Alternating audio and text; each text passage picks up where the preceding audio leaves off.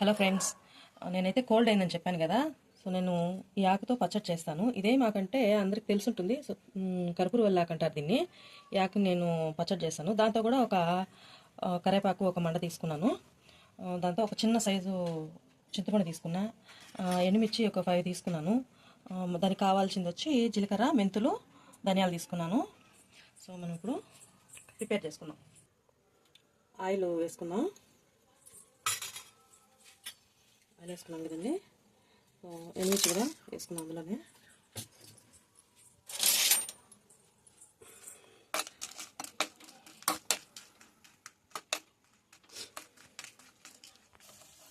So ఇలా ఎర్రగా అయిన తర్వాత తీసి పక్కన పెట్టుకున్నామండి.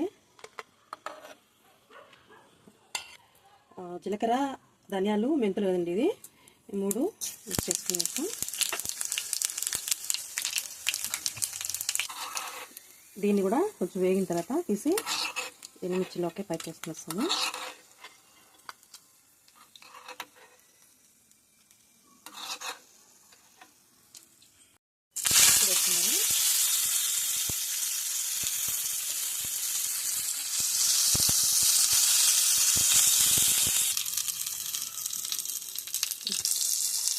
ఆకు వాడింది కదండి, ప్లేట్లో తీసుకుందాం.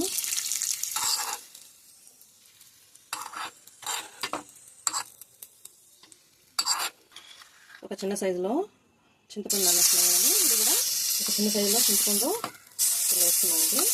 కొద్దిగా వేగిన తర్వాత తీసి పక్కన పెట్టుకున్నాం. మళ్ళీ 1 స్పూను ఆయిల్ వేసుకున్నాం. కట్ చేసుకున్న ఆనియన్స్ కొద్దిగా వేసుకున్నాం.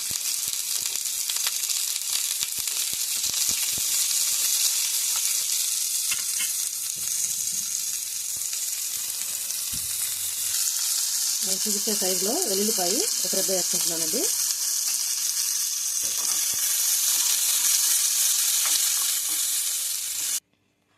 రుచికి తగ్గట్టు కొద్దిగా ఉప్పు వేసుకుందాం. కొద్దిగా వాటర్ పోస్తాం. కట్ చేసుకున్న ఆనియన్స్ ఉన్నాయి కదండి, ఆయిల్లో వేసుకున్నాం కదా. సో ఇప్పుడు పచ్చడిలో వేసుకుందాం. ఓకే, పచ్చడి అయితే రెడీ అయిపోయిందండి. ఈ పచ్చడితో తింటే దగ్గు, జలుబు తగ్గుతుందండి. ఫీవర్ ఉండే వాళ్ళకైతే కొంచెం పుల్లంగా, కారంగా బాగుంటుంది తినడానికి. 2 ముద్దలు ఎక్స్ట్రా తినవచ్చు.